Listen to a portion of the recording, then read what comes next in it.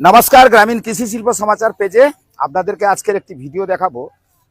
যে ভিডিওটি গতকাল আপনারা দেখেছেন অনেকে, অর্থাৎ কাকদ্বীপ যে রেল স্টেশন সংলগ্ন যে সমস্ত দোকান এবং যারা জবরদখল করে বসেছিলেন তাদেরকে সরকারি নির্দেশ মতো উচ্ছেদ করা হয়েছে এবং তাদের আজকের যা দোকানের যেসব মালপাট তারা কিন্তু বাড়ি নিয়ে যাচ্ছে। প্রশ্নটা এই জায়গাটায়, ইতিমধ্যে ডবল ইঞ্জিন সরকার আপনারা সবাই জানেন, তো যেখানে রাজ্য সরকার এবং কেন্দ্র সরকার যৌথ অভিযান, অর্থাৎ পশ্চিমবাংলার হট রেলওয়ে স্টেশন মানে সমস্ত রেলওয়ে স্টেশনে কিন্তু অভিযান চলছে এবং বিভিন্ন জায়গায় অভিযান চালিয়ে সেখানে হকার থেকে জবরদখল থেকে তারা উচ্ছেদ মুক্ত করছে। কিন্তু আবার হকাররাও আবার আন্দোলন করছে, বিভিন্ন চ্যানেলেও আপনারা দেখছেন। রুজি রোজগার কি খাবো, কিভাবে চলবো, এটা একটা বড় প্রশ্ন। এটা কিন্তু বড় প্রশ্ন অনেকেই থাকবে, কারণ মানুষের জীবন আছে, জীবিকা, এটা নিয়ে একটা বড় প্রশ্ন থাকে। তো আজকের এই রেলওয়ে স্টেশন চত্বরের ছবিটা একটু ঘুরিয়ে দেখাও, যেটা গতকাল পরিষ্কার পরিচ্ছন্ন করে দেওয়া হয়েছে এবং কিছুটা জায়গা, অর্থাৎ এখানে যারা জবরদখল বা দীর্ঘদিন ব্যবসা বাণিজ্য করে থাকছেন, কিন্তু রেলের সম্পত্তি আপনি দেখবেন দলিলে বেশ একটা কথা লেখা থাকে যে সরকারের যদি প্রয়োজন পড়ে আপনাকে ছেড়ে দিতে হবে। তো সেক্ষেত্রে আপনারা সবাই জানেন যে সরকারের হয়তো প্রয়োজন পড়েছে, সেক্ষেত্রে সরকার তার নিজের জায়গাটাকে মুক্ত করতে চাইছে, সেটা কিন্তু আপনাকে মানতে হবে, কারণ এটা ভারতবর্ষের আইন অনুযায়ী সংবিধানের যা রয়েছে, কিন্তু আপনাকে সংবিধানের বহির্ভূত করা যাবে না। তবে হ্যাঁ, এই জায়গায় একটা প্রশ্ন, কাকদ্বীপের গল্পটা বলি, কারণ ওই আমরা পশ্চিমবাংলার বিভিন্ন জায়গায় রেলওয়ে স্টেশনের গল্প আমরা অতটা বলতে পারবো না, তবে কাকদ্বীপের ইতিহাস কম বেশি হলে আমরা বলতে পারবো। কাকদ্বীপের চারিদিকে যদি খুব বেশি একটা দেখা যায়, এখানে দেখবেন নদী, অর্থাৎ কালনাগিনী নদী পাশে রয়েছে। কাকদ্বীপের শহরটা সেই শহর ছিল না, কিন্তু শহর গড়ে উঠেছে, আমি বিভিন্ন সময় শহরটা দেখিয়েছি। তো এই কাকদ্বীপ রেলওয়ে স্টেশনও সেইভাবে ছিল না, এটাও রেলওয়ে স্টেশন হয়েছে, দেখতে পাচ্ছেন এটা কাকদ্বীপ রেলওয়ে স্টেশন। এই কাকদ্বীপে যারা বসবাস করেন, কাকদ্বীপ মহকুমার বিভিন্ন জায়গায় রয়েছে, যেমন রয়েছে আপনাকে বলি সাগর বিধানসভা, পাথর বিধানসভা আর কাকদ্বীপ বিধানসভা। এই তিনটে বিধানসভার বেশিরভাগ ক্ষেত্রে দেখবেন সাগর আর পাথর বিধানসভা মেদিনীপুর জেলার বেশিরভাগ মানুষ ওখানে রয়েছে। আর এই কাকদ্বীপ বিধানসভাটা একটু গড়বড়ে রয়েছে। এই কাকদ্বীপ বিধানসভাটা একটু গড়বড়ের কারণটা বলি, এখানে দেখবেন দক্ষিণ 24 পরগনা জেলার আর পূর্ব মেদিনীপুর বা মেদিনীপুর জেলার এবং পূর্ববঙ্গীয় মানুষ এই জায়গাটা কিন্তু প্রচুর বসবাস করে আছেন। কারণ এই বেশিরভাগ ক্ষেত্রে আপনি যদি খুঁজে দেখেন, তাহলে কিন্তু এই সব মিলিয়ে এই বিভিন্ন ধরনের যারা ওপার থেকে আসা, এপার থেকে আসা, ওপার থেকে আসা, সব এক জায়গায় এসে কিন্তু জমায়েত হয়ে গেছে। এবার কাগজপত্র দেখুন, নথি খুঁজিয়ে দেখুন, আর থেকে নথি পাবেন না, নথি পাবেন না। আপনি ভাবছেন যে নথি প্রচুর রয়েছে, কিন্তু নথি পাবেন না, কারণ এই নথিগুলো আবার জালি। ওগুলো যদি খোঁজ নিয়ে দেখেন না, কারণ 4 পুরুষ 5 পুরুষ এখানে বসবাস করে না, ওই বড় জোর হয়তো এক পুরুষ মানে আর কত ধরবেন, এইটাই বড় সমস্যা। কিন্তু তারা কিন্তু এলাকায় তোমাকে বলবে যে আমি উঠবো না, বললে হবে না, কিন্তু ভারতবর্ষের আইন, সরকার বলছে। এই যে আজকের কেন এই প্রতিবেদনটা আপনাদের দেখাচ্ছি, এর আগে অনেকে ভিডিও করে গেছে, কিন্তু ভিডিওর যুক্তিটা সেটা যদি আপনাকে না বোঝাতে পারি, তাহলে আপনি বুঝতে পারবেন না। কারণ আপনি কি চাইছেন, উন্নয়ন চাইছেন। আপনি একটা সরকারি রাস্তা, ধরুন ন্যাশনাল হাইওয়ে, সেই ন্যাশনাল হাইওয়ে আপনি ছোট করে দিলেন, তো আপনি যেতে পারলেন না, তো গাড়ি যাবে কি করে? এটা তৎকালীন একটা সমস্যা হয়েছে। দেখা গেল যে সামরিক বাহিনী পৌঁছবে, সে তো যেতে পারবে না, কারণ আপনি তো বিপদে পড়বেন। কেউ যদি যুদ্ধ করে দেয়, তো আপনি যদি তার রাস্তা না ছাড়েন, তাহলে তো সে যুদ্ধ হয়ে যাবে, তার মানে আপনিই তো মারা যাবেন। এইরকম একটা সমস্যা কিন্তু বিশেষ ক্ষেত্রে বিভিন্ন জায়গায় ইদানিংকালে দেখা গেছে। তৎকালীন সরকারও ছিলেন, সরকারের তো সেই ভূমিকা আপনারা সবাই জানেন, আর ওরা বেশি করে বলার কিছু নেই। এই সরকার, অর্থাৎ ডবল ইঞ্জিন সরকার আসার পরে মানুষের চিন্তা ভাবনা, মানুষের অনেক কিছু পাল্টেছে, এটা ঠিক। কিন্তু সমস্যা কোথায়? সমস্যা হচ্ছে এই যে সরকারি জায়গায় বসে পড়বো। আমি সরকারি জায়গায় বসে পড়বো, কার জায়গায় বসে পড়বো, এটা তো ভাবতে হবে ভাই। হ্যাঁ, তোমাকে কেউ বসানোর ব্যবস্থা করেছে, এই রাজনৈতিক নেতাদের জন্য আজকের কিন্তু এই হাল হয়েছে। দেখবেন যখন যে রাজনৈতিক নেতা আসে, এই রাজনৈতিকটা করতে গিয়ে সমাজের আর সংস্কার হয় না, কারণ সমাজ সংস্কার করতে গেলে মনের সংস্কার আগে করতে হবে। আজকের কাকদ্বীপ রেলওয়ে স্টেশনের সব থেকে গুরুত্বপূর্ণ এই জায়গা। আর এই জায়গা থেকে আপনি আমাদের ভারতবর্ষের যে কোনো প্রান্তে আপনি রেলওয়ে করে চলে যেতে পারবেন, রেলে করে ট্রেনে করে চলে যেতে পারবেন। বা বিদেশে যদি যেতে চান তাহলে ট্রেনে করে গিয়ে আপনি অন্য জায়গায় পৌঁছে গিয়ে সেখান থেকে গাড়ি ধরে আবার সেখান থেকে বিদেশ চলে যেতে পারবেন। তাহলে যোগাযোগ ব্যবস্থা ভালো হলে কি হবে? যোগাযোগ ব্যবস্থা ভালো হলে আপনার যদি পরিকাঠামো ভালো হয় সেখানে কিন্তু আপনার উন্নয়ন ঘটবে। আর পরিকাঠামো যদি ঠিকঠাক না থাকে উন্নয়ন কিন্তু ঘটবে না।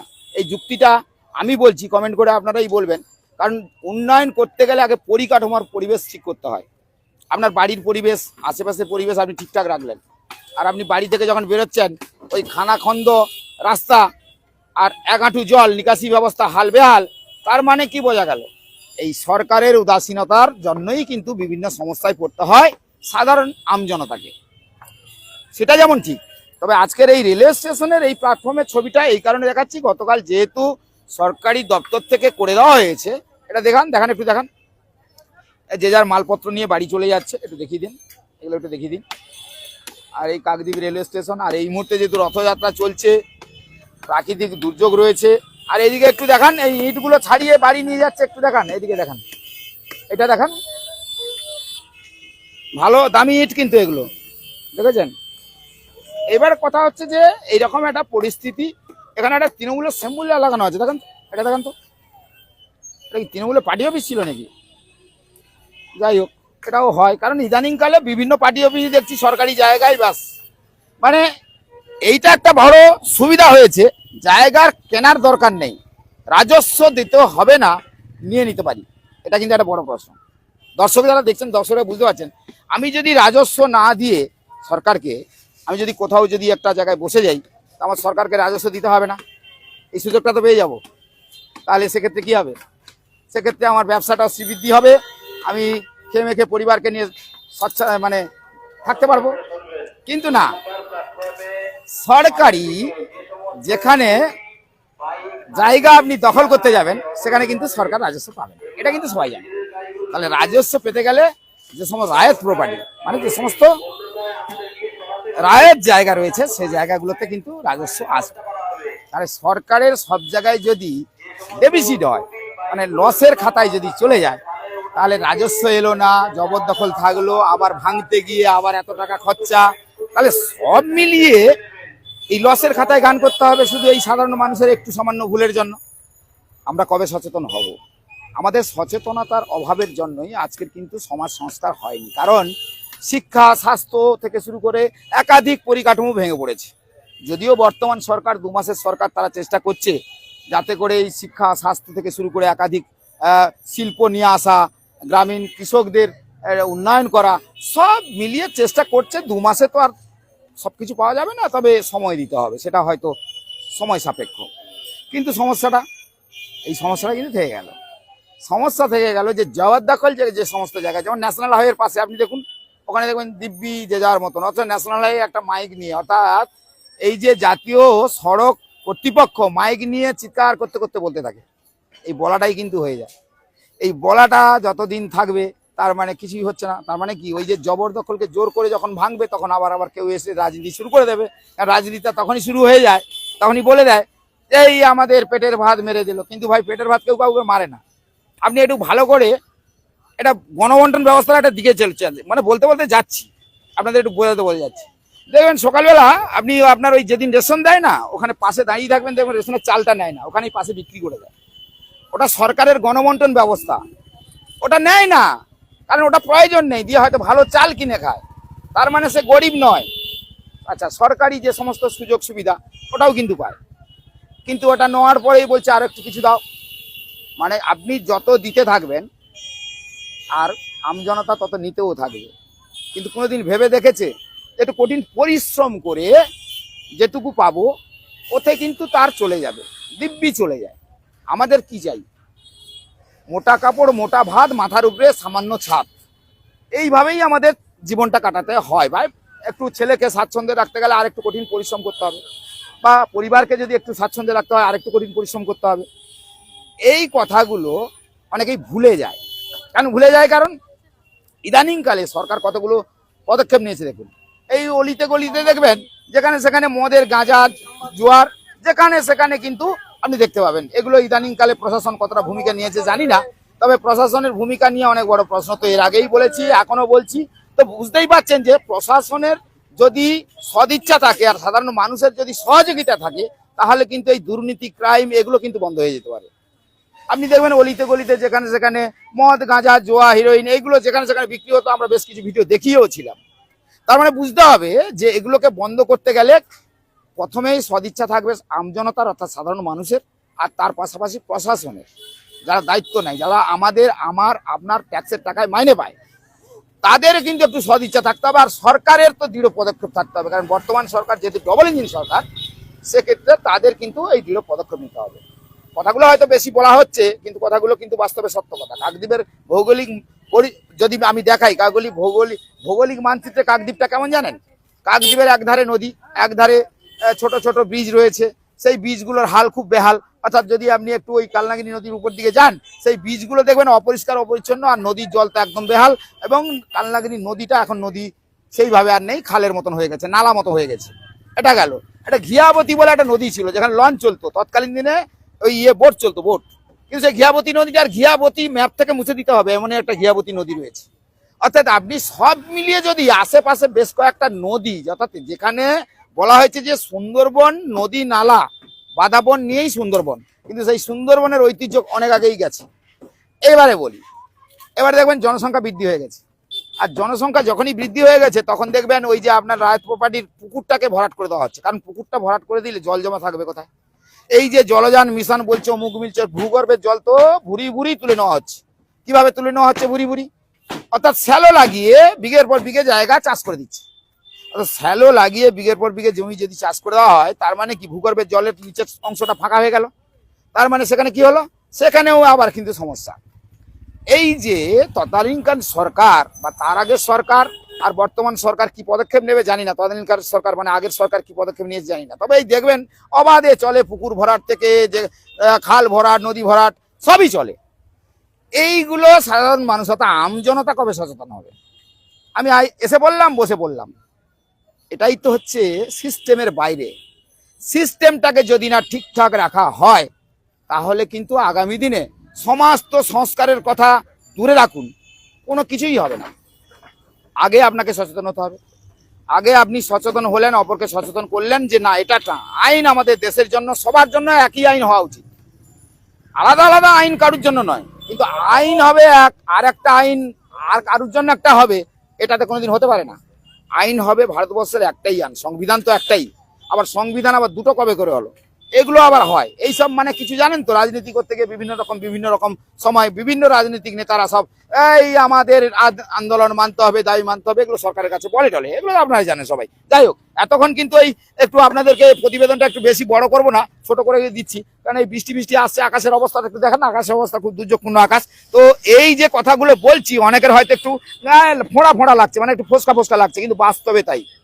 আপনার আশেপাশের পরিবেশ যখন আপনি পরিষ্কার পরিচ্ছন্ন রাখেন, তখন আপনার এলাকার পরিবেশটা পরিষ্কার পরিচ্ছন্ন রাখতে হবে। এই কারণে আমজনতা যদি না সচেতন হয়, তাহলে কিন্তু ওই সরকারি যারা দায়িত্বে রয়েছে, তাদের হয়তো আপনার ট্যাক্সের মাইনেটা হয়, কিন্তু তারাও কিন্তু ওই গিয়ে বলে নম করে ছেড়ে দেবে। সব মিলিয়ে নম করে যদি ছেড়ে দেয়, সমাজ আর সংস্কার হবে না। চলুন, এটা রেলওয়ে স্টেশনের আরো একটা বড় সমস্যা দেখাই। যেহেতু সরাসরি দর্শকরা দেখছেন, আপনি একটু কমেন্ট করে জানান আমি আপনাদের ঠিকঠাক বলছি কিনা। আর একটা সমস্যা দেখুন, এই সমস্যাটা কিন্তু এই জায়গাটা, এই সমস্যাটা হচ্ছে ড্রেনেজ ব্যবস্থা। আপনি দেখবেন অতি ভারী যদি বৃষ্টি হয়ে যায়, এই যে বৃষ্টি হচ্ছে, যদি অতি ভারী বৃষ্টি হয়ে যায়, তাহলে কিন্তু এখানে কিন্তু জল জমা হয়ে যাবে। এটাও একটা বড় সমস্যা। যখন রেলের দপ্তর কর্তৃপক্ষ যারা কাজ করছেন, তারা কোনোদিন চিন্তা ভাবনা করেনি যে এই সমস্যাটা থাকলে এখানে কি হতে পারে। আজকে যদি এইটা উঁচু থাকতো, তাহলে আর কোনো সমস্যা হতো না, এটা গাড়ি যেতে পারতো, এপার থেকে এই রাস্তা হয়েছে, গাড়ি যেতে পারতো। কিন্তু এখানে অতি ভারী বৃষ্টি হলে এখানে জল জমা হয়ে যাচ্ছে, গাড়িও যেতে পারে না। মানে সমস্যা কিন্তু শেষ নেই।